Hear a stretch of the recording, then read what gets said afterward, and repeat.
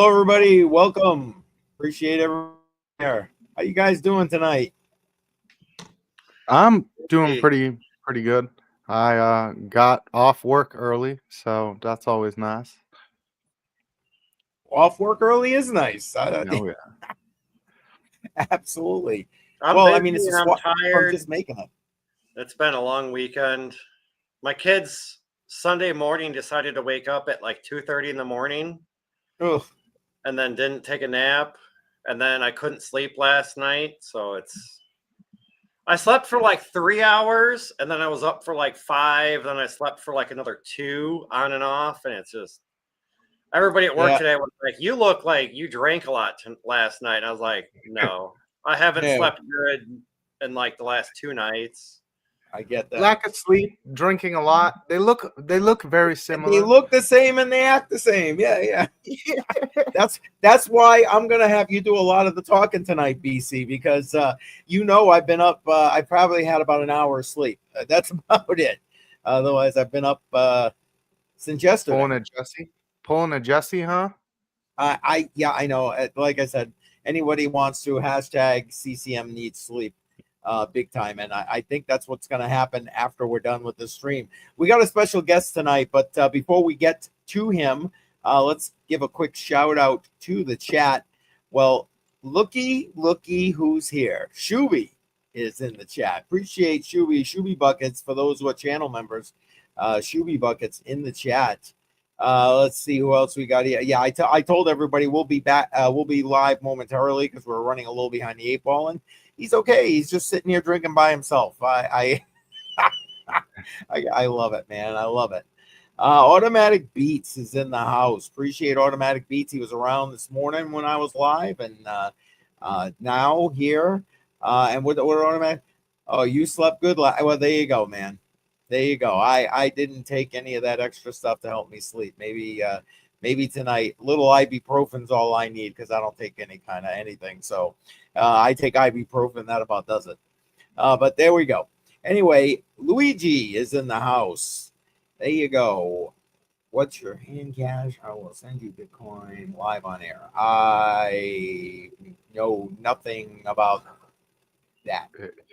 Well, he said he'd send you. Originally, it said he'd send you a butt coin live on it. Yeah, I know. I and then he obviously corrected that there. But, yes, Soltis.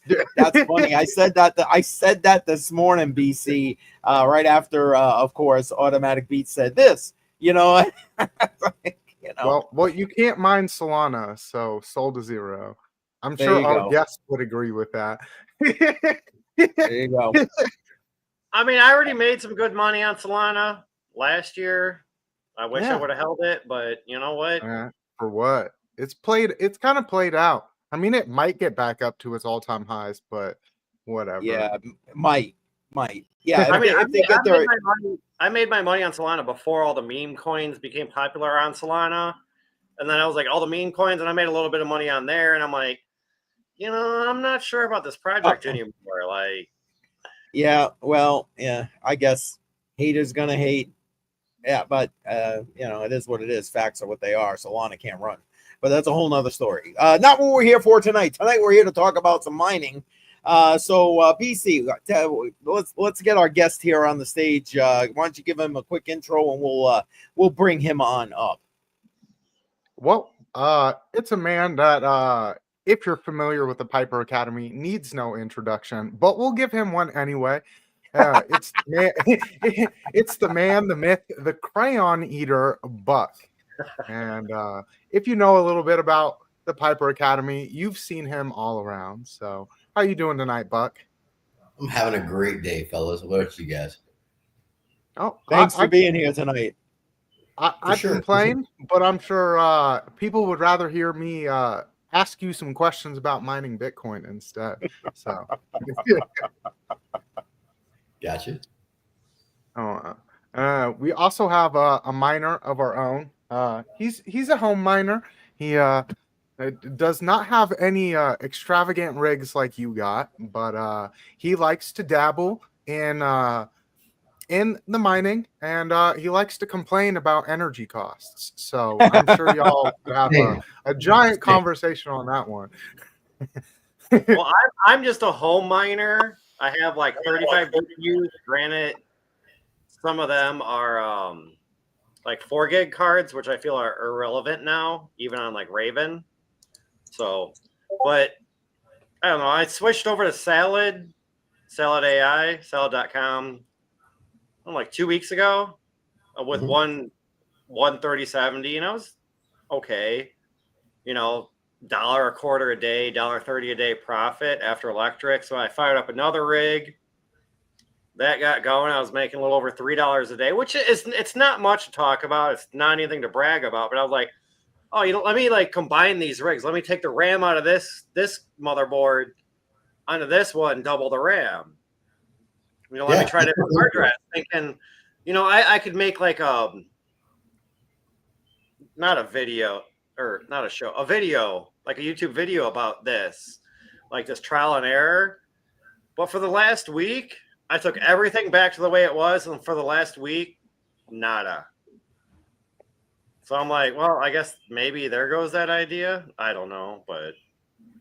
So what got you wanting to do the GPUs at home? Just because that was the fastest way for you to scale up, or what?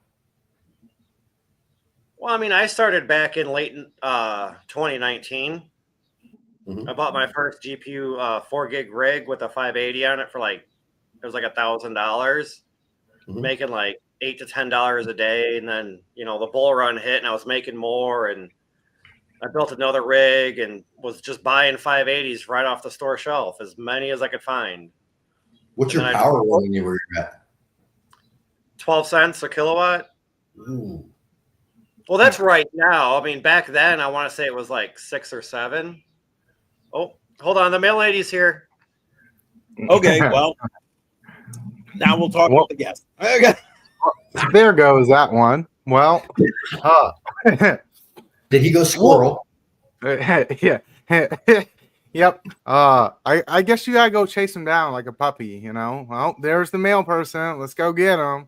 But I know CCM had a question, and I'm sure a lot of people on here would love to know how you got into mining. Was it an event where you were like, well, screw buying the Bitcoin, let me make my own Bitcoin, or did you just stumble across it? So originally, the first time I looked at mining was way back when. Somebody explained it to me. I first got introduced to Bitcoin.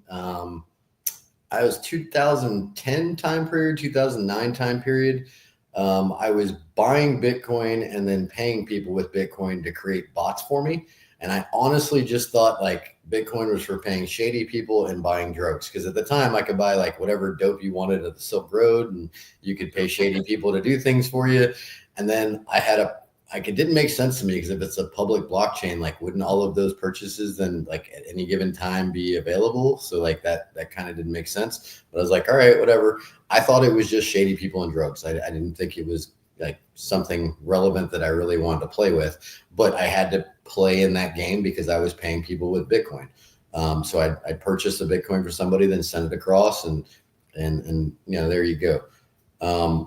Now, fast forward, as soon as I saw ETFs getting ready to come online and actual like real money come online, that's when the light went off for me. And I was like, oh, well, like this is real money, and it's not just a bunch of nerds and people buying dope. So like, this is doable, right? Like we can play this game.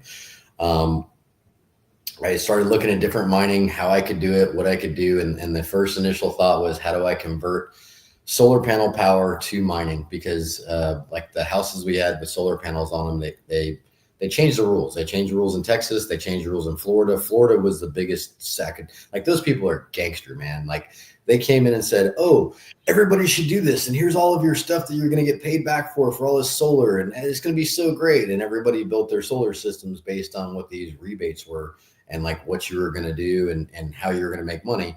And then about 2 years ago, the state of Florida went, yeah, by the way, we're only going to give you like 2 cents on the dollar now. So like that rate you were getting and all those numbers you came up with to develop these systems, like they're all trash now. And so I was like, well, that's BS. And then they did the same thing in San Antonio. They were like, hey, we're going to cut your rates of what we're getting you back. And it was like, it's almost like you saw that they went out and said, everybody should do this. And here's all of your rebates. And this is what you're going to do. And then as soon as they had everybody locked in, they're like, yeah, I'm just kidding. We're not actually going to give you guys the money the way you're supposed to do. Yeah. Weird. The government promises something and they don't fulfill their promise. Who would have thunk it? Yeah. So that may be a little grumpy, and I don't like people two-facing stuff. And so I was like, all right, how do we convert this power on the houses into Bitcoin mining power or crypto mining power? And then I started playing with the IoT sensors and the IoT miners and more Bitcoin miners. And I very quickly came to understand that Bitcoin mining at home, unless you've got some crazy deal on your power, you're not going to make money, and it's not scalable. Because if you're running, even if you're running an old S19, like an S19J Pro or an S19K Pro or whatever, you're going to pull like, what is that, 15 amps or something like that, or 12 amps per machine. So if you look at the load on your panel box, like the best you're going to get out of a house is a 400 amp breaker. That's if you go back and get a heavy load by saying you're doing all these things like electric water heater, tankless water heaters, and all this other BS, right? And that's just to get the load capability. Well, then you're still going to need to utilize like 75, probably 50% of that load to run your house on a regular basis. So that means you're only playing with like maybe 200 amps of power. And real fast, it was real understandable that like to make money, you have to have a large power load. And you have to be able to get a ton of power as cheap as you can possibly get power. So then the gears in my head changed, and I went, oh, okay. So this is commercial industrial power. So let's go to all the guys that we used to build sites with, construction. I was in the construction business for quite a while, and just find out who's got buildings, who's got projects on the ground, and then look for guys who had projects on the ground that maybe weren't utilizing the power because maybe they were messed up, right? Like their project didn't go through or whatever that thing was, right? And how do you utilize that power? And then that quickly became like, yeah, that totally works. The neighbor's socket. So, They're like, hey, why did my electric bill go to $3,000 this month? But there's people that do that, even in the school districts. Like I met a guy that was putting Bitcoin miners in school districts because he was like, nobody knows what it is, and I'm just going to run off this power. And I'm like, bro, at some point you're going to get caught. Like it was mined and it was there. Like somehow that's going to come back and bite you in the ass, and you're all going to get screwed. And like, that's bad juju, right? Like, but you can do all kinds of things, but the goal is to figure out a way to make a scalable business that requires the least amount of employees possible, because I'll be damned if I ever have another business with a bunch of employees. It is a nightmare. Like you got more issues than you can shake a stick at. Everybody's doing something stupid and you just got to, it's ridiculous, right? It's just not worth the headache. So my thought was, how do I come up with a business that's scalable with the least amount of employees possible? And Bitcoin mining seemed to be that and learning how to trade. Now, granted, I'm not that great on the trade side, mostly because, I'm okay, but like I got to watch that daggum thing. If I'm going to trade, I'm like locked into my computer for like, God knows how long. Like, and if I'm in the right trade, like I'm going to keep watching it because like BC knows how I trade. I'm playing the 3-minute and the 15-minute chart. I really love the scalping stuff. Like it's really, really fun. And like the entry points, and like, dude, I've spent so much time like watching Alex O's videos and watching all of the different freaking tutorial videos. And then like Piper has spent countless hours on the phone with me, walking me through stuff as I learned how to screw it up. So I really like it, but it's also like a total time suck. So in my world, it was like, okay, I love it. It's fun. And like, I can do it, but like how much time versus like everybody says, oh, it's you're financially free, or you're free from having to whatever. Man, I'm locked into that daggum computer like for 6 hours to make a trade. And then I fuck it up. Like that's the worst part. Like I get like, and then I mess something up. I'm like, and that's why I like entering a trade at 3 a.m. and then not paying attention to it for like the rest of the week, and then like just kind of paying attention to the price. And at the end of the week, you're like, oh dang, it hit my target. I guess we're up like 250%. There we go. So that would probably be the better way to go. And I don't know how many times me and Piper have had that argument about his swing trades versus me wanting to get in and out. But like, I don't know, man. I've gotten into a swing trade position before and didn't give myself the right the right points of rebuying in or whatever, and I've gotten slammed, right? And then all of a sudden you wake up and you're like, I went to bed and I was up, $2,000, and I woke up this morning and it's all gone. You know what I mean? Like, what? That's a fine how do you do first thing in the morning. Yeah. It is. It's horrible, right? And you're like, hell, right? It's like every once in a while when the market really shakes out and you weren't properly prepared. But that's why I like to, you kind of take some profits along the way. You move your stop loss up. You have it a trailing, or there's ways to adjust some of the same things that you do when you're scalping. Yeah, if you're smart, that's what you would do. Easier to mine. Yeah. If you're smart, that's what you would do. Or if you're really bastard, you're like, no, 400%, let's go farther, go, right? And yeah, it sucks. Like you can mess it up really quick, and you get really excited. Like the way Joe trades, where he's buying different levels and popping those levels, and it's really, really fun to watch and see what he's doing. But at the same time, like the amount of time that you have to spend on that daggum chart, man, like I'm sorry that it's fun and it's exciting, and I like the adrenaline rush of it. Like it's really fun, but like how much time are you going to dedicate to that versus how much time can you spend setting up equipment, setting up machines, and just letting that stuff run, and then you can go do what you're going to do, and then if you want to trade, you can trade. So anybody can trade if you've got a good fundamental idea of how to get in and out of those trades. You can jump in and you can jump out, and you can make money, but you can also screw it up real bad and cost yourself a shitload of money, right? Mm-hmm. Oh yeah, but like one gives you adrenaline rushes and one doesn't. So well, okay, one's really nerdy. Yeah, and one's super nerdy. I don't know if that's the litmus test. One is nerdy, but well, no. So one's nerdy, and then one's super nerdy. Because this man is talking to me about engineering at the Bitcoin conference. I'm like, and you call me a nerd? What? Okay. But that's the stuff I find really exciting, right? So, and what I love is how do I take something and make it 0.5% better, 1/4% better, or 1% better? Because it's scale, right? If you're looking at a large quantity or a large thing, and you can do a 1/4% adjustment, 0.5% adjustment, and get that much more yield out of something, or cut your energy rate down, or cool your equipment that much faster because you put a different circulating loop in, or you used a variable frequency pump that's going to adjust your delta T on your pipes, right? Like that is really cool to me. And that's what I find that really exciting, but that's what I nerd out on, right? Like I nerd on the mechanical engineering part of it. And like BC nerds out on like nerd shit. Yeah. The real nerd stuff. Well, we did have a question from the chat, and he was asking, what about when the block reward goes to 0? Which I know your answer on that. It's the same answer I give. But if there's no transactions, or if there's only L2 transaction, he's saying the system fails because we need transactions. So on that first part, what about if the block reward goes to 0? I mean, maybe it was at 2045 or when we were in that long after I'm dead. Yeah, exactly. We'll all be dead. Yeah. So like, come on, that's only another 20 years. No. When the block rewards go to 0? Yeah, no, 2145, not 2045. Oh, you'll be dead too, Badel. Sorry. I thought he said 2045, and I go, well, that's only 20 years. No, you'd be like 100. You'd be like 160 something at that point. I'm now sure AI is here, so Badel could still be alive. That's I'm gonna put my consciousness in this computer, and I'm still gonna be there for it. We're gonna tell people how to mine Bitcoin the most efficiently, and in that time period.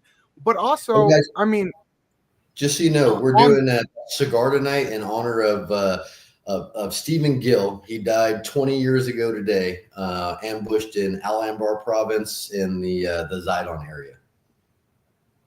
Well, I don't have a cigar, but I don't either. We're gonna raise this to that. There you go. If I did, my girl would kill me for smoking it in the house.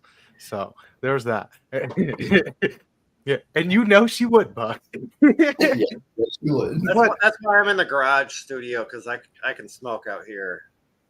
On the lines of that questioning, though, like as the block reward slowly approaches that 0 point, how do you go about making it the whole system of mining Bitcoin profitable still? Because I know you have your point where, okay, energy costs, and if I get down to this price point, I'm no longer mining Bitcoin profitably, and that's where Piper talks about those hash rates dropping. But as those rewards get less, how do you compete in that marketplace? So it's all about what's your like kind of guidelines to end up on the path of staying profitable? So right now, I currently have a downside target of was it $42,300 is what my Bitcoin production is at right now at running overclocked at out here in West Texas. So every Bitcoin we produce is about $42,300 per coin. The equipment is what the major thing is, the equipment, right? So like the stuff that he's running in his house, where you used to be able to get away with doing GPU mining on Bitcoin, it just keeps getting bigger and bigger. So it's like an arms race, right? So you have to figure out how to compete within the arms race and swap your gear out at a certain level to where as soon as you decide that you're seeing this efficiency drop down, then you're going to sell that gear off and get your new gear in.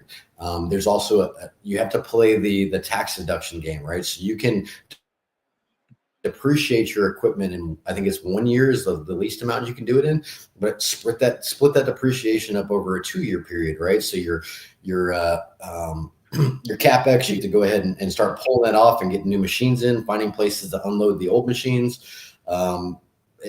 It's a game, right? At the end of the day, it's a game. The other thing you can do is you can package up your terahash with multiple units and then sell the terahash off into other things, right? So like there's always a more efficient way. If you look at it as a whole instead of one independent unit, there's different things you can do, right? So you can mix some old S19Js with some new S21 XPs and what's your average rate of production at that point, right? So there's different ways you can do with the math to make that thing match up. At the end of the day, I'm looking to accumulate Bitcoin, right? Like I am not selling my Bitcoin off every day. That's not something I do. I might go 3 or 4 months without selling any Bitcoin because I want to ride that ride down. So as the hash rate goes down, the price goes down, machines go offline. Well, that you think that you're going to get less Bitcoin, but no, it actually works the opposite way. Because as people, like in the summertime specifically, as they turn their machines off, there's less people fighting for that coin, right? So you're still going to get the same block rewards, and then you'll pick up more and more of that Bitcoin, and then there'll be a difficulty adjustment like we just had. What was that, 2-3 weeks ago when it hit? I mean, that was like an automatic overnight 12% increase across the board on anything you were mining or close to it. So like being in the game at that point, you're riding out other people that are running out of money. The other thing is when the price starts to go down and people get non-profitable. So the average hosting rate, like if you're going to host with somebody else, Bitmain or some of these big places, they're going to charge you 8-cent power, right? So what I look for is, okay, what is that break even point at 8-cent power? If I'm at 8 cents, where are people going to start shutting off at? And at that point, that's where you start ramping up, right? Because you're going to have miners go offline. Cool. Let me take that terahash away. Let me go ahead and produce that Bitcoin, get the Bitcoin in the wallet, and then ride it back to the upside, because it's all about accumulating as much Bitcoin as humanly possible. Oh yeah, and when the network hash rate drops, that means you get more BTC, like you said. And okay, like you have the smart, and you did the math, and you understand, like, okay, break even for me is like 43,000, 44,000, somewhere in that area at what I have in equipment and my power cost. But it's like, will Bitcoin ever drop below that? Let's hope not. But even at that point, like, would you still mine at a loss though? For a while? Oh yeah. It's a loss leader, right? So if Bitcoin dumps that hard and we get down below $43,000, that means people are turning off their machines because they're freaking out, right? Like everybody. And they're probably selling them too. Like, oh yeah, they're dumping wholesale. stuff in the market. Yeah. That's when you pick it up. You make money when you can shark other people out of their positions, right? When they haven't planned for worst case scenarios and they're not prepared and they don't have cash sitting on the side to pay their power bills, that's when you eat them alive. You put them out of business and you buy up all their stuff, right? Like that's just what you do. That's how you win in business. You have to look at it as, okay, how do I hedge against the downside? And then how do I take advantage of other people not understanding what the downside is? Yeah, and I think you and I both tried to bring this up at the same time. Sorry about that. And just to the point, Luigi, he's not talking in riddles. He's talking from the perspective of a business owner who's sitting here running a mining business. That's where he's coming from. But I get where I think I get where Luigi's coming from here, and I was gonna kind of try to reframe the question. So let me do it now. Part of what he's talking about, I've heard so many people recently talk about, because a lot of the recent blocks have had next to no fees in them. It's been all mining rewards that have been what these miners are getting. Now, as these rewards cut back, obviously, every 4 years, I see where he's saying people are sitting on their Bitcoin. They're holding their Bitcoin, so there's nothing being moved. Okay, very little being moved. So maybe Buck and BC, by all means, what do you guys maybe kind of look at it that way? Because his point is, well, if we don't have those fees, eventually the system fails, because who's going to want to mine it for nothing and protect the system? And I get the point, but I think that's going to end up being a moot point by the time we get there. But that's that does happen, and you get to the point where no one's using it. Like, okay, so no one's using it at all. Does the price of Bitcoin stay where it's at? You're still going to get your blocker rewards, right? You just won't get your fees. So, like, well, okay. I think he's trying to say, as we move to where the block rewards are next to nothing or nothing, again, we'll all be dead by that point. But that's what I tried to touch on earlier. Is like you're get what is it, 3.25 Bitcoin per block right now? So it's like you're talking about $300,000 per block. When it splits in half, you're talking about 1.75.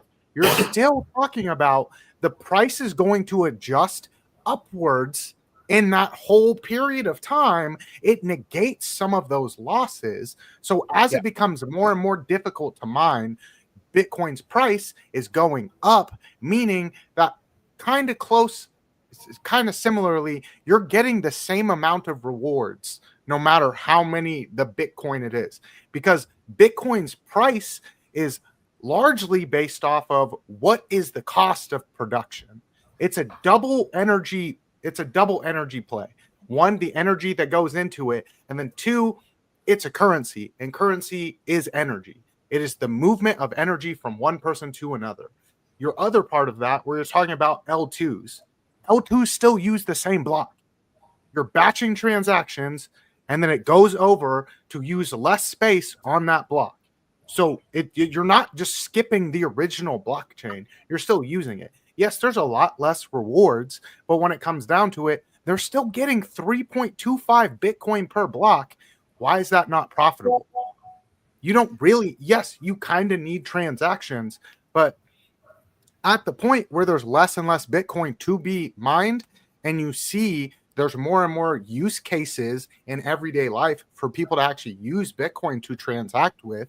We have countries that instead, they're like, hey, let me just pay you with 1 Bitcoin because that pays all of our debt. That's what we're slowly going to get to. It's going to be for large scale transfers. And we're in a bit of an intermediary phase as new people with large amounts of money are coming into the space holding it. You know how they're going to make money? You know how they're going to make money off of that? They have to sell it. They have to move it. So fees made a lot of money when you had a lot of little bitty people playing in Bitcoin, right? You had the guys trying to make $200 out of $10, right? And that's the people that were buying, selling. And when you get into larger dollar amounts and bigger investors, they don't buy and sell like that, especially when you look at the TradFi portion of this. When you look at ETFs, like any of you guys can look at any of your 401k products that you got from any company you work with, or talk to your uncles or your dads. Keith is probably in that age range too. You look kind of boomerish, but you're probably closer to me. Yes, I'm generationally challenged. Facts are what they are. 401k retirement. What's that? Right, but those accounts, all they're doing is dumping money into the same asset thing every single time, right? They're not selling, they're not buying, they're dumping a little bit of money into that over a 15, 20-year period, and it's not being sold. That's what you wanted for this type of asset to kind of help to stabilize that part, right? And then as Bitcoin gets adopted long term, we'll probably see more transactions come up again, right? Thank you, K Diggity. I appreciate that. And to the point, as you know, I one of us highlighted his next comment here. You're also going to take into account, you're looking at it from today's dollars, and you need to look at it from, I don't know, 20 year from now dollars. That's what I was going to say. I was just waiting for everybody else to stop, because I was just going to say, like, my opinion is, okay, you want to look at the block reward, say 100 years from now, say that's 25 halvenings. Okay, what happens to the Bitcoin price every halvening? It normally doubles. 50%. So look at it, 50x here. So in 100 years, now this is all hypothetically, in 100 years, right, Bitcoin could be worth $50 million per coin. But your block reward for mining might only be like 0.01 or 0.1. But you're still looking at a $500,000 block reward, which is still more than you're getting right now. Because as the halvings happen, it means less coins are being given out. And typically we've seen that the price kind of doubles for every halvening. And not to be rude, but I really don't give a shit what happens in 100 years. Yeah, right. No, I get it. Yeah, it becomes my grandchildren's and their children's problem. And you're welcome, Luigi. I appreciate the questions. And yes, eventually they go when it's just fees. That's true. And again, that's 100 and whatever 30 like years. 120. It's like 122 year from now problem. Yeah. Which but I frankly don't care, because I'm not going to be here. As long as I can push Bitcoin forward into the world and actually have people like this having discussions, you won't ever get to that point where people are actually transacting every single day with Bitcoin, which is what you're talking about. Well, not only that, but we're so early. Like, I mean, you're talking adoption levels of what, like 2%, 3 or 1.5% or something stupid. So like, it doesn't look that great, but there's literally nobody in Bitcoin. Like, if you look at it compared to anything else, they're not there. Username, my little buddy. Hey. I had to. From the time that I got into Bitcoin, which is like 2011, and then seeing it explode in kind of a way back in 2020 during COVID, and now you're seeing it. I think they say about 6% of people in the entire United States hold or use crypto. That's a massive explosion in 10 years. In 10 years, massive explosion. And there's still so much further to go, that if you can get at least, let's say we can get a 20% adoption, you don't think that you're going to start seeing those transaction rewards kind of supplement some of those block rewards? I do think we see that when it's not just the big Black Rocks and all these other ETFs that are buying and holding. Because eventually you're going to get to the point where it's like, okay, we're buying, we're holding, but who do we sell to? They're going to have to sell if they want their profits. Otherwise, that's just an imaginary number in their account. Correct me if I'm wrong, but back in the Ethereum mining days, that's when everybody liked Ethereum. But I feel that it was the mining Ethereum was the money we were making as miners was based off of the fees. And not quite the block reward. Yes. And I'm not a big fan of Ethereum, but if I remember right, we were all just making money off the fees, not the block reward. Mm-hmm. Mhm. And see, and that was because they wanted to do things, but they wanted to do it different. And that was their whole goal, is how do we push this forward as not just it being used to transact with, how do we build on top of a currency's ecosystem? And that's what Ethereum was all about. It wasn't about, here, let me transact with this other person. It's how do we have a smart contract that at the end of it has this transaction goes through when this said thing occurs. And that's what you need in an ecosystem is, okay, if then. And that's that next kind of phase. That was the next kind of phase in programming as well. You had static line programming, and then you got to if then statements. And then you get to this next if then. And it'll just continue to progress. And that's kind of what we have as L2s and L3s. It's adding onto that ecosystem. Ethereum's a completely different beast than Bitcoin is, and I've never correlated them as similar. Yeah, I get what Badel's trying to say, and I think, BC, in my opinion, to some degree, you just kind of answer here, where he's talking about, okay, the price has gone up, but the utility has been hindered, and I don't know if it's necessarily been hindered. I do believe it's become the coins and the holding of them themselves have become a bit centralized. But I don't want to get down that road. My point is, I guess, that as time goes on, as technology progresses, as all this happens, that is going to, even if it's being hindered, it will no longer be hindered. And I think that kind of leads in very much, in my opinion, and but tell me I'm wrong, but I think it leads very much into what you're doing. I mean, you're taking it, in my opinion, into that next step. These data centers for AI and all this other stuff are already there, and you are literally coming in my opinion, and supplementing that. And if I've twisted your business model a little bit, enlighten everybody, because I really think what you're doing is amazing, and moving the entire space in the right direction. So maybe you can talk a little bit more about that. Yeah, that basically what I did was trying to figure out places that have power, aren't utilizing the power. How do we turn that power into a profit center, right? It doesn't, not necessarily does it have to be an AI data center. It could be anything, right? So one of the coolest ones that I looked at was a concrete plant. The concrete plant buys their energy on a contract where they're required to use XYZ amount of energy, right? If they don't use that amount of energy, they have to pay a fee to put it back into the system because they're using huge amounts of energy. But if one of their pieces of equipment goes down, boom, they're dead in the water, right? Well, then you go in there and go, all right, here's your backup. Here's the way to make sure you're not paying an extra fee. And while we're at it, we can put this much load on there for you, so that way you can get your power cheaper, right?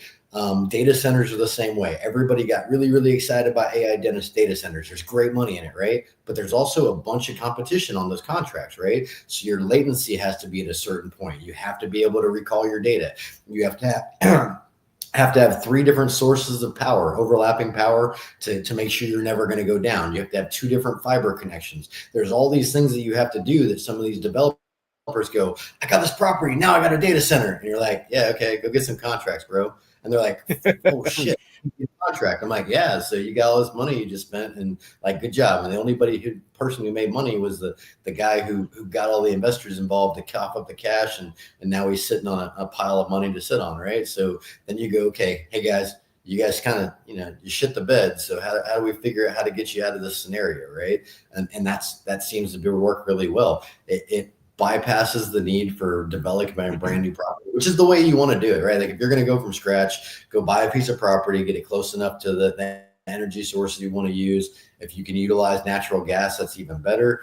But then there's a whole game on, like, how are you recycling the heat off of your miners? Are you putting that back into creating more power? Are you, like, what are you doing with that site to make it more efficient? Just hooking up a box and running, and you go, cool, anybody can do that. Well, and how do we take it to the next step, right? How do we make it more efficient, get more power, put cheaper power out there, maybe make it a power generation source where you're pushing power back into the grid when there's a low grid time. Everybody heard about what happened in Texas when we had the snowstorms, right? Like everything crashed and burned, and they had stuff shut down, all kinds of stuff. Well, okay, Well, how do you help balance the grid in Texas by using Bitcoin miners to let them produce more and use that power, right? Like we've got so much unused dumb power out there. Like why not utilize that power and those sources to push it back and forth? You're speaking music to my ears. Yeah, in my opinion, Well right there. said. And that touches on that aspect where I said that Bitcoin is a dual energy play. And that speaks on it right there. It's a dual purpose play. And at the end of the day, it's kind of a little bit of an arbitrage game. Yeah, totally is. And like at any given time, the power gets traded just like any other commodity, right? So you're just going to be up, it's going to be down, it's going to be sideways. Well, when it's hurting, like utilize why aren't the states, why aren't the federal government utilizing Bitcoin miners on an IoT meter setup, interacting with their ERCOT system to gear up and gear down to take that load off when they don't need it, right? It doesn't make any sense. But like the more people you talk to about it, they're like, oh no, it's crypto. It's that whole FTX, everybody's still scared of the last dump. Well, I mean, if you look at FTX, yeah, that guy screwed a bunch of people, but that company made billions, man. They held on to everybody's Solana. They paid people off after their bankruptcy at whatever their dollar amount was on their wallet at the time, and they held all the damn coin. Like, what was a billion? How many billions of dollars did they make on screwing everybody on that deal? So, like, everybody's scared, but if you actually look at it, no, man, that was probably the best business play that those guys could have ever made, right? Like, that's the game. Except for ending up in prison. Well, that guy did, but the people who were actually running the corporation, they made a ton of money and they're getting all kinds of money back out of it, right? So there's still a legal entity there, and that legal entity filed for their bankruptcy protection, and they were able to get out just giving somebody some cash, and they held 4 years before they did that, right? So like they drug it out for years and years and years and managed to hold on to the coin. Well, what was that coin? What's Solana worth when they had it in their wallets, right? Like, what was it on the coin when it crashed? Like next to nothing when they finally said, okay, you can't touch it anymore. Well, they got like a 20x on all the stuff that they held from everybody, even after they paid out everybody's money. Like, yeah, crazy. Fair enough. Oh yeah. But like, I think that's been a big hamper as to why crypto has been slower to be picked up this time. It does help that you have at least the big number one, Bitcoin, and the big number two, Ethereum, with ETFs. Yeah. Plus, you got scumbags, right? There's so many scumbags. There's so many liars. There's so many guys making up. You don't know how many you come across are like, oh yeah, blah blah blah blah blah, and you're like, okay, cool, man, let's go see what you got. Oh, well, yeah. All right, man. Quit bullshitting, dude. Like, you're time wasters and bullshitters, right? Well, see, and my thing has always been where it's like I didn't get into crypto to just replace my bank with the new centralized entity, Coinbase or Crypto.com or FTX or whatever freaking centralized exchange you want to use. If that's what I wanted, I'd just keep my money in the bank. Thank you. I was in here for me to have my own security and be my own bank. And we are very far removed from that. And that's kind of why you see we're stumbling across a lot of the same problems that got us to the position that we were trying to escape by getting into Bitcoin to begin with. So I think it'll take time to get kind of back there. And I think we'll see that more freedom message be pushed if we see a little more failures happen, a little more government regulation trying to step their ugly head in. Because it's like, how are you going to regulate something that's in every single country? You're not. Enforce it. I dare you. I'm just waiting for the next nasty crash when they figure out there's not enough money in the FDIC system, right? So there's not enough money in FDIC insurance to cover everybody. Like there never has been. No, there never has been. That's the joke. Yes, but now that's the same thing like with retirement, though, too. I mean, retirement was planned for one person working to pay for one person on retirement. Now it's like 10 to 15 workers to pay for one person. And now we have all these new generation people that don't even want to work. And they're like mid-20s, almost 30, and they've never had a job in their life. And it's like, okay, well, where's that going to go? Well, I mean, they Sorry, can do OnlyFans. topic, but It's all about the OnlyFans nowadays. yeah, you don't even have to leave your house and you can be a millionaire. You know? There you go. I'm you pretty go. sure that wouldn't work as well for me as it does for other people, but whatever. You don't know. That beard could bring in the money, baby. You know? Yeah, exactly. Yeah. I mean, I do like username's question here. Is BTC freedom when institutions are buying up everything? I was gonna bring that up. You beat me to it. Go right ahead, man. What are your thoughts, Buck? As a miner, Dude, is it still freedom? I think anything that gives you the ability to get the hell out and make some money and outpace inflation is freedom, right? I'm not looking for 100 years. I'm not looking for 10 years. I don't know anybody who can do a business plan. Like you can plan for 5-10 years in a business plan, but realistically, if you're in a business, it's going to change in 5 years. Everything will change, right? So like right now, there's nothing that makes the kind of margin that Bitcoin mining makes besides selling dope, right? So and I'm trying to go to jail. So like I'm really good with a 60% margin, right? On a OPEX margin. Like, let's go. And there's nothing else that I've found that does those curves. So like right now, rock on. Is everybody controlling it can screw it? Yeah, man. They can totally do a hard fork. They can do all kinds of things, right? Long term to screw us over.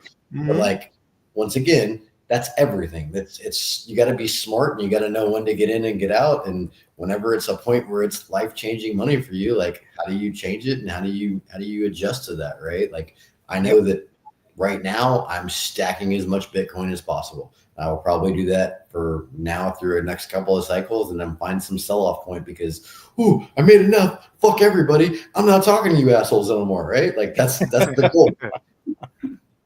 Yeah, I will be and delete everybody, right? Right. Be in some place maybe not everybody, but everybody except for that select few. Exactly. It's like that saying, that meme. I won't say I won the lottery or I hate a Bitcoin solo block, but there will be signs. There will be signs. Yes. Yeah. I'll be in Venezuela.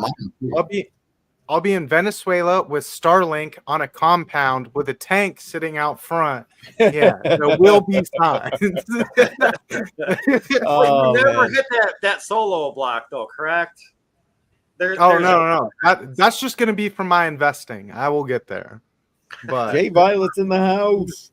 I'm not honestly a big fan of the solo block mining. Like it seems more like buying a lottery ticket to me than anything else, right? Like I was gonna ask you how you felt about the solo miners. So go ahead. There's the question. How do you feel about the solo miners?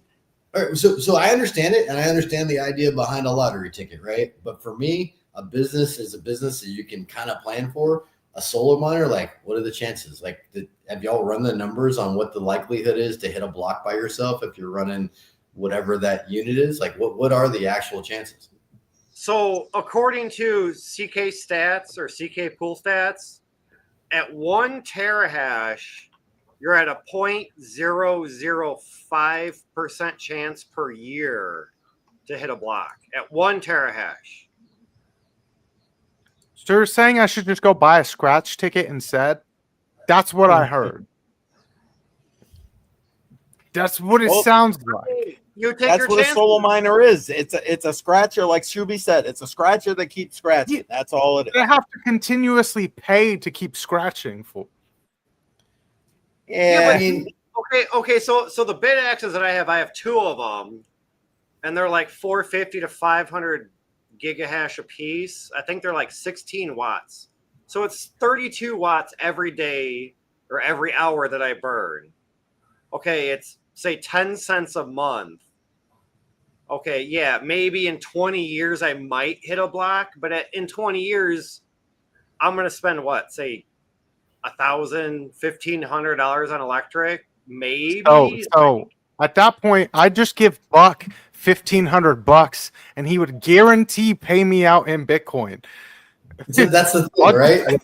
So like how much time and bullshit did you deal with to possibly get a fucking block in 20 years? Like, no, like fuck, screw that. Like that's a lot of effort, right? And what could that effort be spent doing? And if you're doing other things that you know are going to make money, well, like even if you just took an S19, a cheap S19, you threw it at your house and you let it mine. Even if you're mining at a negative, so what? Let it keep mining, because you won't notice the power bill, right? You'll barely notice you'll have an increase, but not enough to where it hurts your pocket. And all you're doing is DCA into Bitcoin. Even at a 12 to 13% energy rate, a long-term DCA play, everybody knows long-term DCA on Bitcoin is where it's at. So even if that thing's operating at $1 a day loss, let that thing keep going. Pay the $1 a day, pay the $1.50 a day, and keep stacking those sats. Yeah, but that's at a loss. I mean, yeah, it's only at a loss if you sell it right then. If Bitcoin is what you think Bitcoin is, and we have an average of an increase of 25 to 40% every year over year, every 4 years, we're getting a 60 to 100% run on it. Then at that moment, you lost $1 that day. But who fucking cares about today? You should be planning for 10 years from now when you're getting retired. But that's losing $1 a day if you're mining to a pool and you sell every day. So you said like an S19 on solo, right? And no, not solo. Fuck solo. Like go hook up to Luxor or whatever. Okay. You're gonna lose a 2% clip on Luxor for the pool fee, right? If you're a small miner, you're gonna pay 2% a fee on the thing. You're gonna get X amount of Bitcoin every day, right? And all you're doing is stacking those sats, right? So like you're building your bag of Bitcoin bigger and bigger and bigger. But if you don't sell that Bitcoin today, you sell that Bitcoin 4 years from now. What is the likelihood that Bitcoin is 40% higher 4 years from now? Yeah, basically what he's saying is you're not mining at a loss. Yes, you're paying to mine, but you're not mining at a loss because you haven't realized your profits.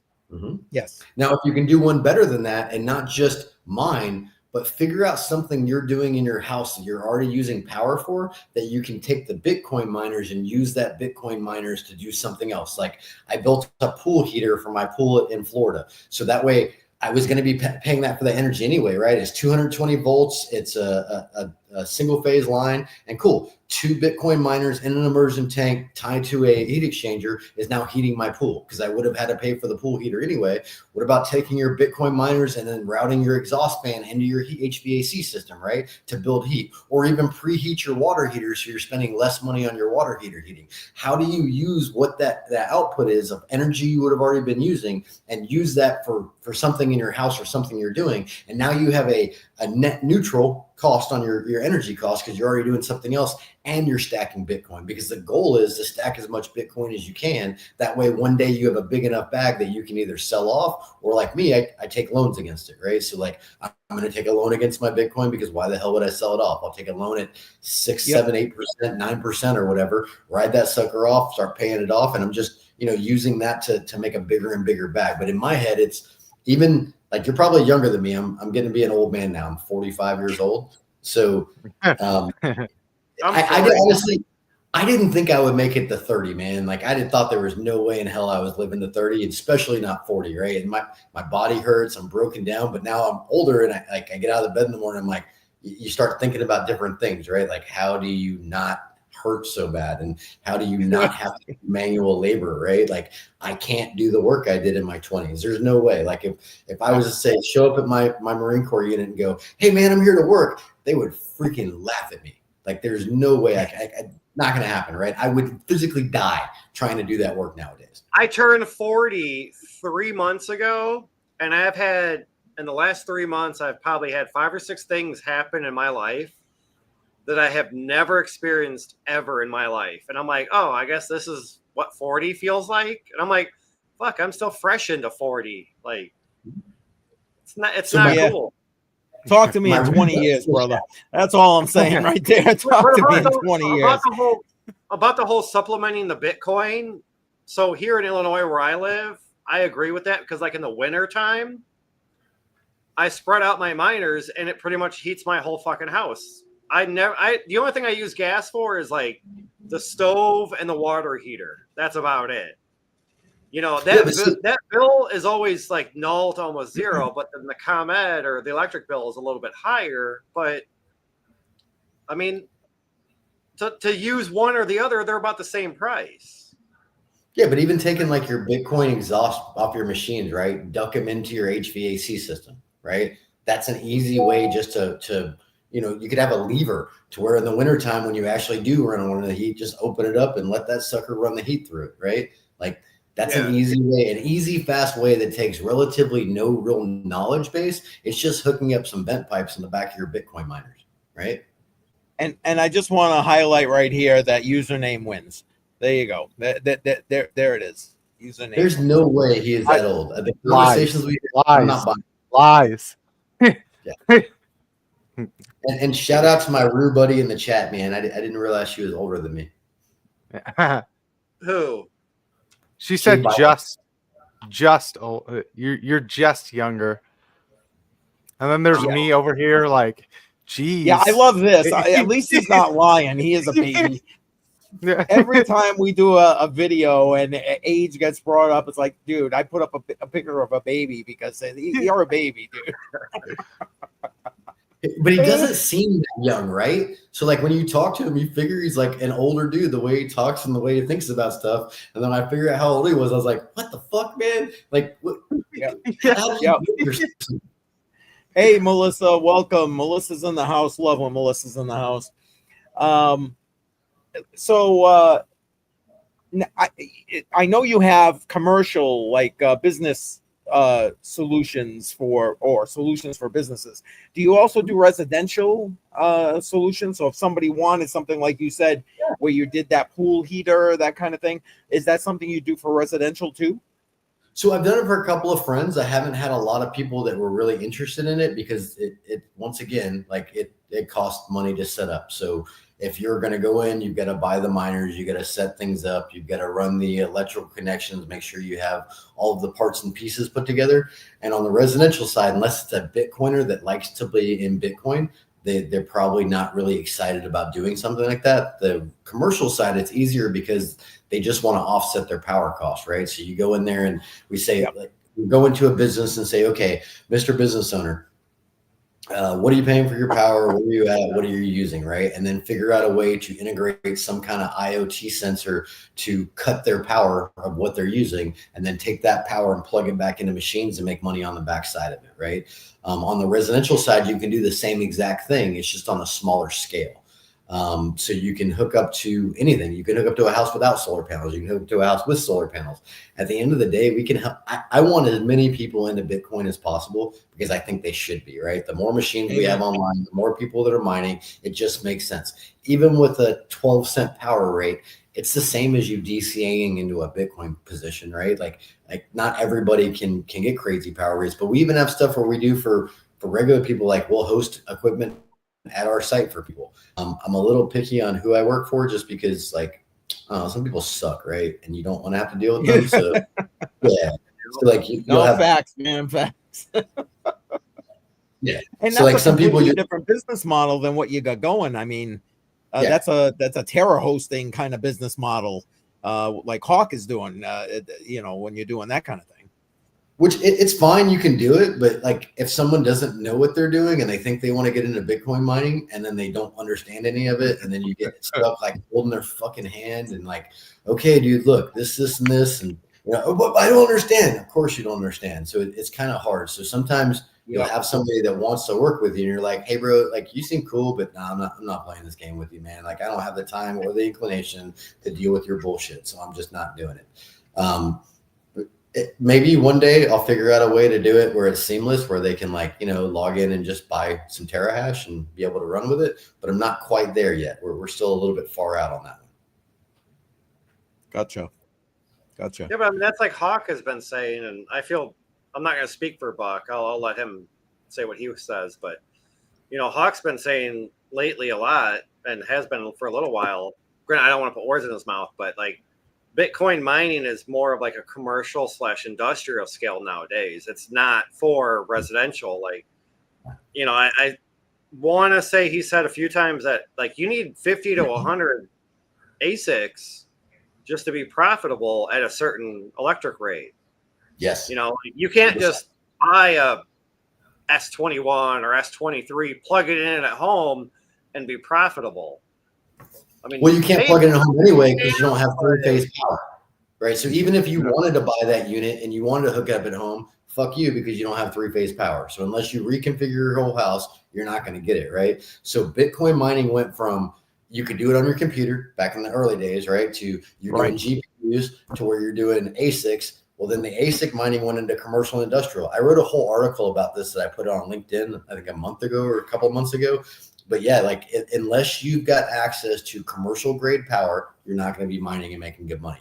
Like we're literally trying to figure out ways to monetize our single phase units because the yield is so bad on them, right? So running a standard single phase S19J or S19K Pro, your yield sucks. So until you start running 3-phase power and putting really big power behind something, you don't make money. And the only time you do that is when you can broker your power rate, or maybe you have a deal where you've got trapped natural gas or some kind of trapped energy source, and that's where you're going to make money. But like the oil companies are literally doing this at the source of their oil wells now, right? So they're pumping oil out of the ground.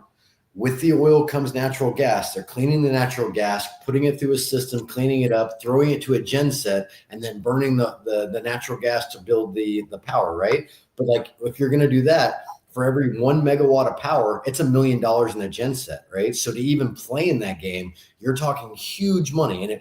And like if you're going to go out to like a big genset, a TS 2500 or something like that, you're talking 20 megawatts at $1 million a megawatt, or $1.5 million a megawatt brand new. You're talking about a $30 million purchase. Who the hell has $30 million to get into a deal like that, right? So what you're doing is making the barrier of entry so much harder to get into the mining stuff, to where you just have to lock in commercial power rates, and it's becoming a game of big power brokers using that big power, because they went and grabbed all the power when they wanted the AI data centers, right? They're grabbing the land, they're grabbing the power, they're grabbing the agreements for the power, and now they're going, well, what do I do with the power if I can't get it? So that's why I'm just trying to slide right in there and go, all right, guys, you guys don't quite have this together. How about we do this instead and make some money in the meantime? If someone wants to do some mining at home, Bitcoin mining is no longer the way to go. There's plenty of other projects you can mine and be profitable and still be okay. Yeah. I mean, just don't mess around with Caspa, fucking bullshit coin. Well, I was thinking like Twitter LTC. today, and I freaking hate X, but there were so many people on there today like, oh, who said Caspa was dead? I was like, whatever. I never bought Caspa. I never liked it. It was never a fan. Like, oh, it's up 20% in a day. Ooh. Yeah, that didn't make up for the 87% drop the last 2 months. Like, yeah. Dude, I was so mad. Like, I bought the Caspa miner. I started mining Caspa. I'm like, all right, this is going to work.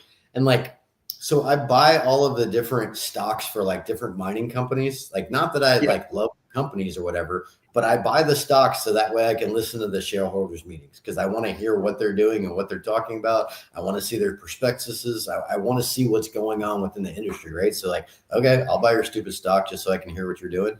And like the week before that they launched their Marathon talked about it, their CEO is on the stockholder meeting saying, we're a Bitcoin only mining company. All we're going to ever do is mine Bitcoin. We don't buy any of these other altcoins. And then lo and behold, 2 weeks later, oh yeah, by the way, guys, we've been mining Caspa. We repurposed all these old machines, and we've been mining Caspa for the last 6 months. And then they dumped the market, right? They just sold it all into the market. And all these machines, everybody had like negative. Talk to Tradefly about his machine. Like all these guys that got into these Caspa machines, they're running it at a crazy negative every day. And in my head, like, all right, I'm okay with doing that on Bitcoin, right? Like I'll run on a negative on Bitcoin. I'll let it keep mining because I'm making Bitcoin. But on something like Caspa, I don't know, man. Like that I'm not loving it. I'm not feeling it. But then I also wasn't okay with buying the Trump coin either, right? Like that was a shit show that I saw happening. I shorted it from 42 and then I shorted it from 76. So like I was not going to buy that on the way up because I just thought there was no way in hell, right? Like no, not doing it. Yeah, but that's a meme coin though. So yeah, well, yeah, and it's going to be of any use while he's in office. Other than that, I mean, yeah, that whole situation. Anybody who's been around my channel knows how much I love that coin. I mean, but I by the same token, I also don't besmirch Army Piper for getting his car paid off by trading himself some Trump coin. Yeah. You know what I'm saying? But that son of a bitch did it right though, right? Like he was calling me at 7 o'clock in the morning. It was 7:15 in the morning. I've got like Same. 5 missed calls from him, right? And he's blowing me up, and I'm like, "What the fuck? Like, dude, stop! I'm trying to like I was doing some signing for a property we were buying, so I had like the notary over, and I've got all these people, and like back to back phone calls. And finally he calls me up. I get online with him. I'm like, "What, dude?" He goes, "Why are you not buying this? I've just paid off my car." And I was like, "Wait, what happened?" And he started showing me. I was like, "Okay, that's awesome." Yep. Hey, business is business, man. I mean, Yeah. you were Well, and that's it. at the time. Like, sorry, call back later. Yeah, Well, but he did it but, I right. mean- Right? He jumped in. He made his money. He jumped out. And jumped out. Exactly right. Exactly right. Exactly right. Dave Digital was one of him and Dave Digital and Polo when I had a really hard time early on when I was trading, right? I would hold trades way too long and I'd get up like 150% and then they'd come back and slap me in the face, right? Like it was these stupid trades. Yep. We were on the Chart Prime course. They have like a class they do every day, like Chart Prime does. And like we're in there talking. They're like, dude, just get the fuck out of the way. And I was like, what? He goes, if you're up, take your things. It's going to retrace, especially in this market, and then jump back in if you want to. And I was like, oh man, I'm not very good at this. Like I got to get out of the way and just come back in when it's time to come back in. And Piper does a great job on it. I make fun of him for being, kind of scared sometimes because like he acts like a little girl whenever he's like worried about jumping out of position, and he wears a purse.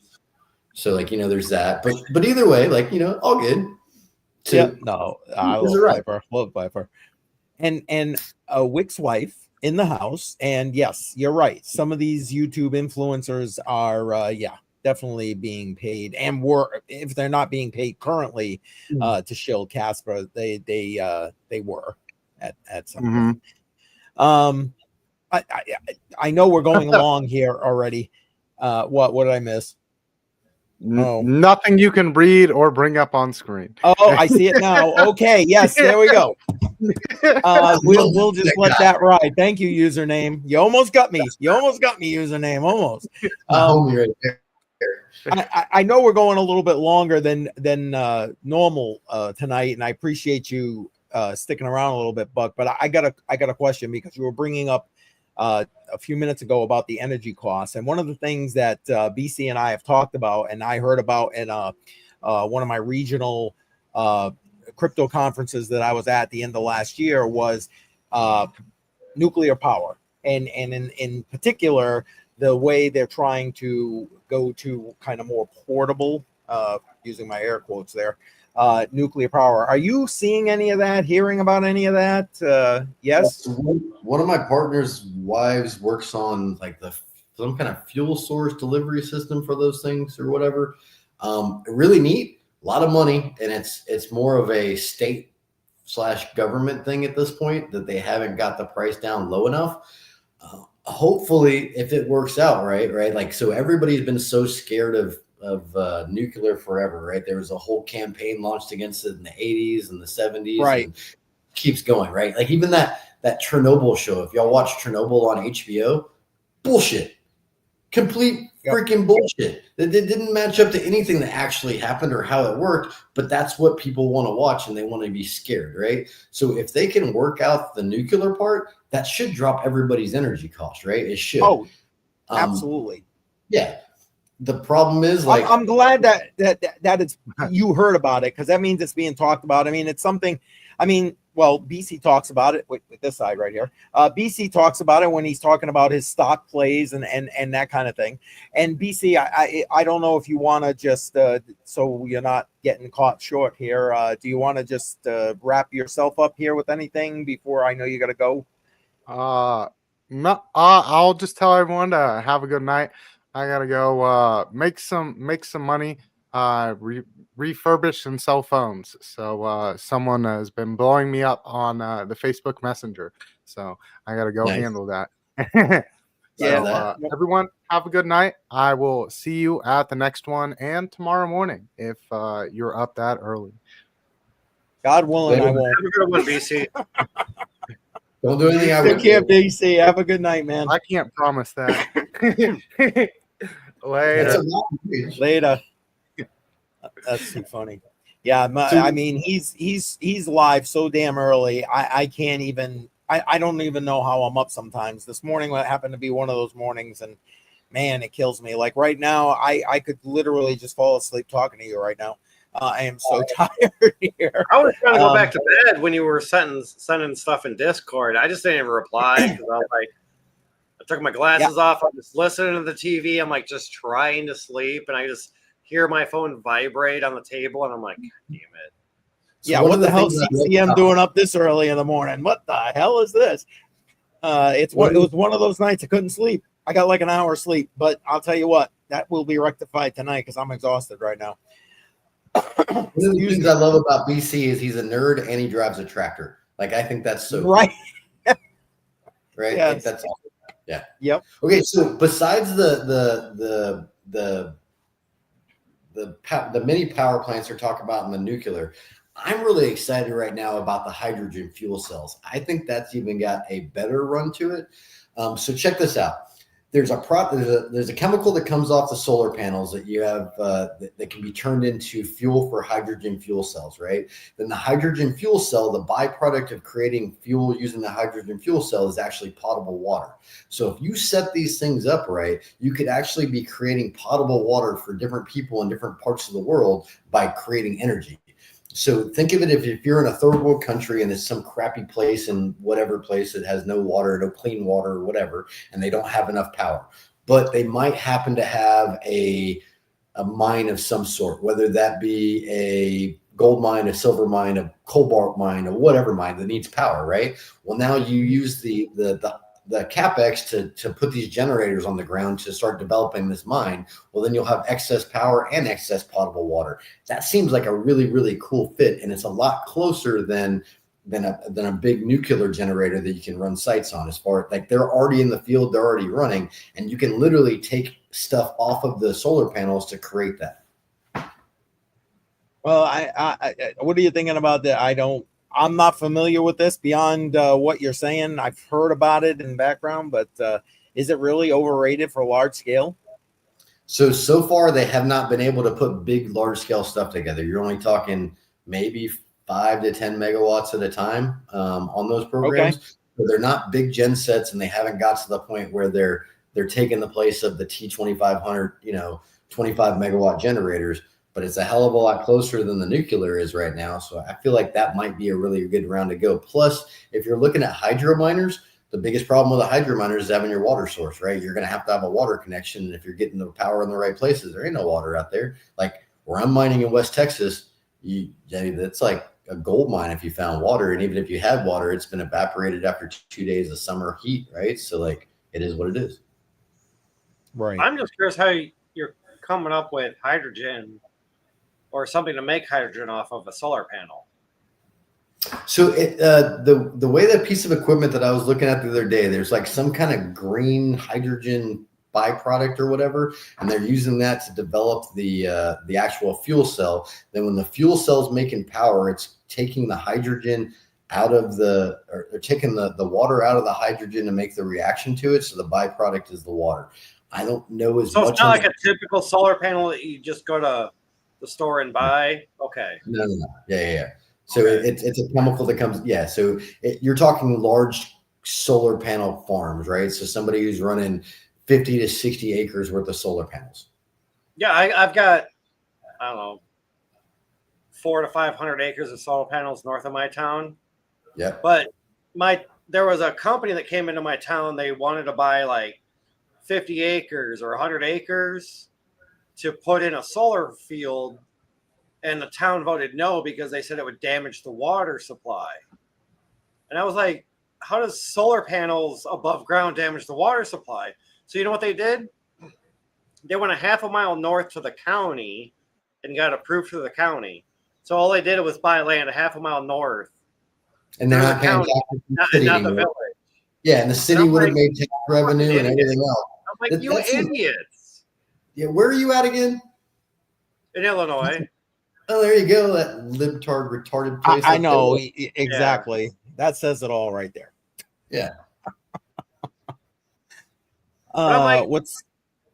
You guys could have made so much more tax-paying dollars, but instead they moved their solar farm a half mile north, and now you get nothing. And we still have to see it and drive past it every day. And now there's more and more every year along the same road, and it's like, oh, and you yeah, missed out. Automatic Beats just summed it up right there. There you go. Yeah, he's in Illinois too. I'm not quite sure, but I know he probably deals with the same BS that I talk about and bitch about at the same time. I just heard stories from my grunt style buddies that came from up there. That's where they started their company out, was up there in outside of Chicago or whatever. And I heard all kinds of stories about Illinois. I'm 60 miles southwest of Chicago. I used to have to drive to that place every day for work. Place. I'll put it nicely, because it's not crypto on the rocks, but yeah. Yeah. That's true. I've got some stories, man. So Buck, because I want to be respectful for everybody else and not for nothing, I'm going to need to go pretty soon as well. But can you kind of wrap up a little bit like your business model? How can maybe even the people here that you see in the chat all the time on all these different groups help you, maybe even to help promote what it is that you're doing? Dude, honestly, we just launched our public facing part of the company earlier this year. So any kinds of likes and shares in the social media stuff, just to help with the social proofing, is really helpful. Just because, as you're talking to people about this, they're already like, what's crypto? Right. If you happen to have a commercial property that you think you want to develop into some kind of a small or large crypto farm, you hit me up, message. We'll see what we can put together for you guys. And that's like continental US kind of thing, or?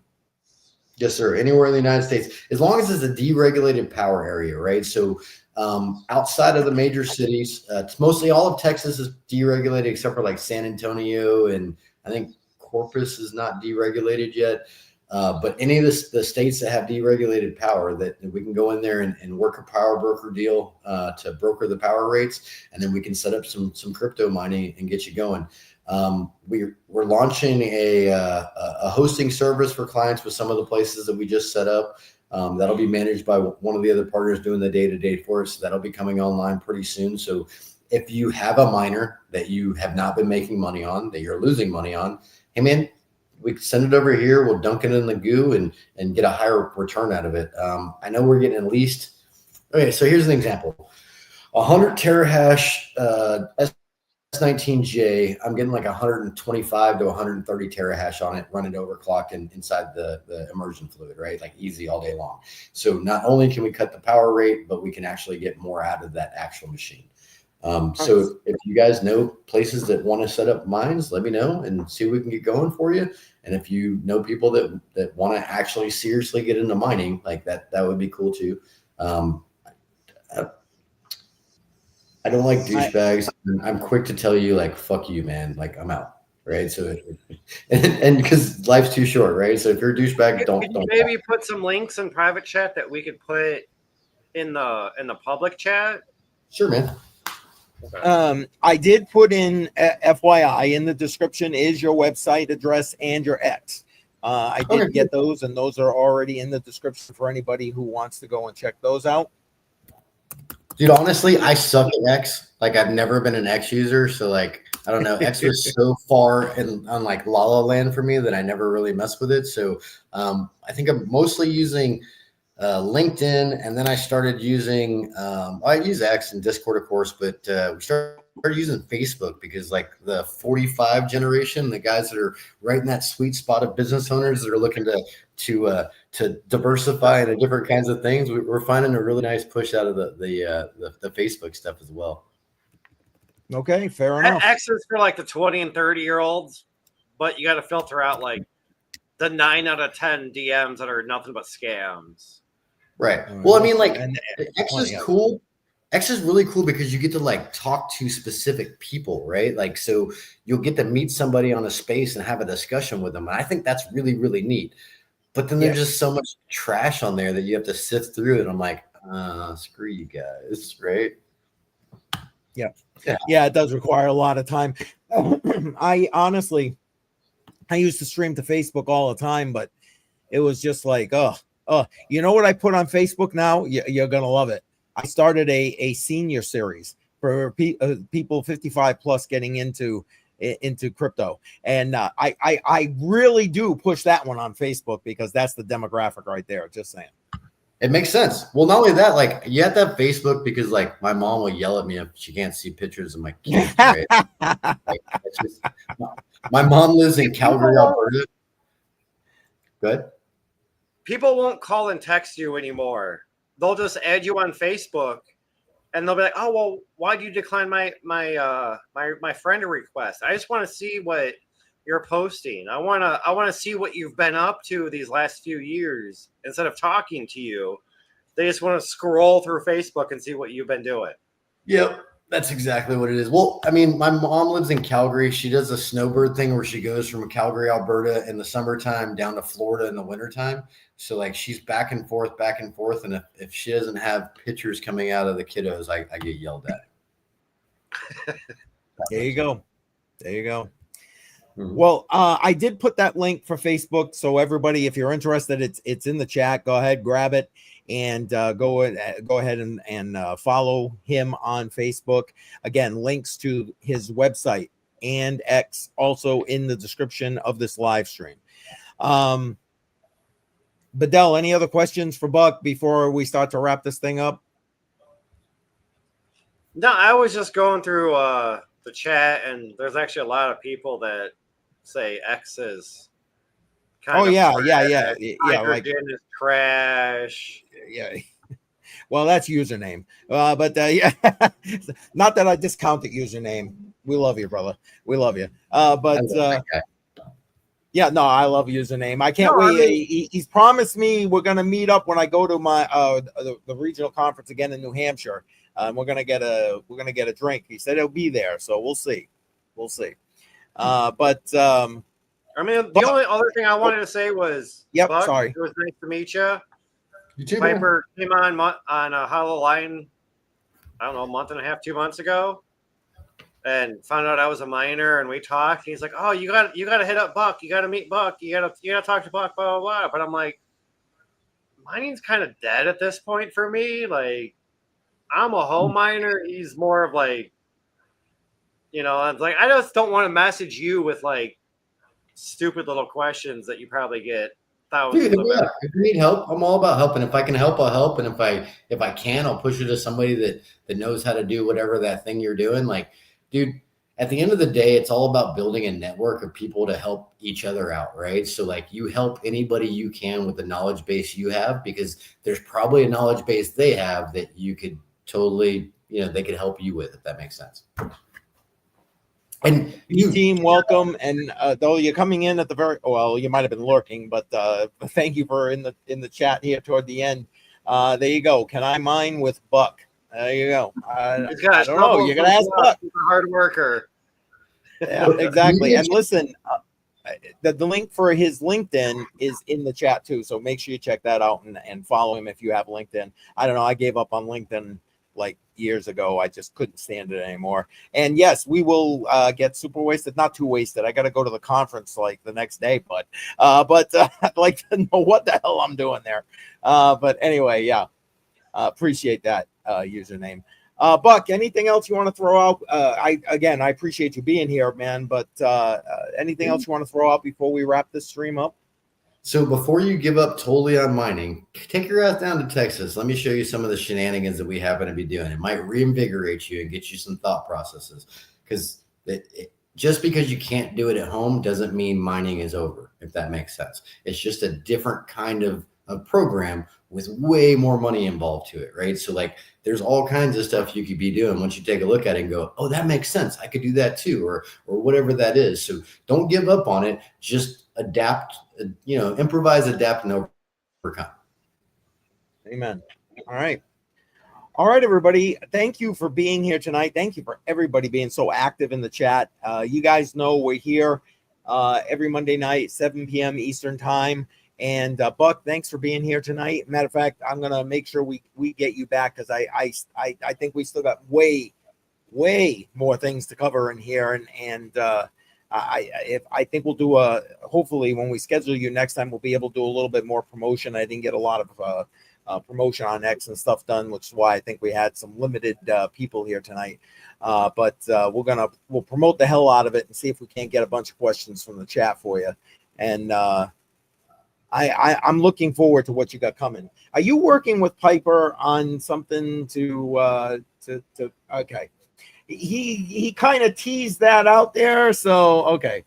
Not quite ready yet, but we're getting close. So what I was looking at is a way to get Bitcoin mining rewards into people's hands on a smaller, not smaller, but on a consumable level on a DCA type scenario, right? Where you don't have $5-10 grand to buy a piece of equipment, but you want to DCA $10 a week or $20 a week. How do we set that up to where it's a monthly standalone program to where you're not on the hook for a machine, but you're still getting Bitcoin below what the market value is for the Bitcoin if you're buying spot?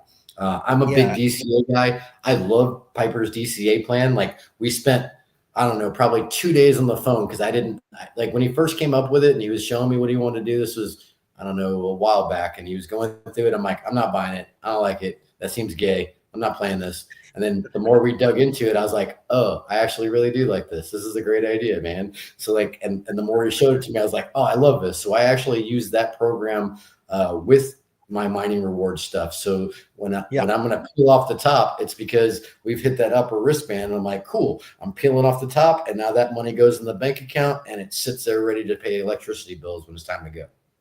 Yeah, no facts. I'm with you.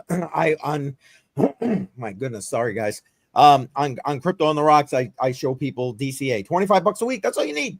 $25. You know, throw 15. What I do is I throw 15 into Bitcoin, and then I give the guys on the show the option to vote for an altcoin that I'll DCA into. So, but since Piper, I understood the Piper plan. I'm with you. That's what I'm doing the same thing. There is merit to it. It's all about time in the market, right? You keep buying. And because of the volatility, you're going to get that exposure to the highs, the lows. Like, why not, right? Like, use those wristbands. Exactly. All right, everybody. That's it. We are going to wrap. But listen, we got BC put together a new song. I put it in with our dancing fellows. So that's going to be our outro tonight. So enjoy that. And we'll see you again next week. Out of the line, 7 p.m. Eastern time. And Buck, again, thanks. Appreciate you being here. And hopefully you'll be back again soon. Yes, thanks, Buck. It was nice meeting you. You too, man. All right. See you guys later. Have a good night, everybody. Thank you again.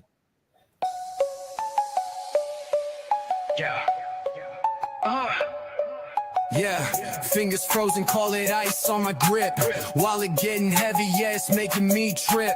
Charts doing backflips, but I'm steady, don't slip. Never fold, got a diamond script, no eclipse.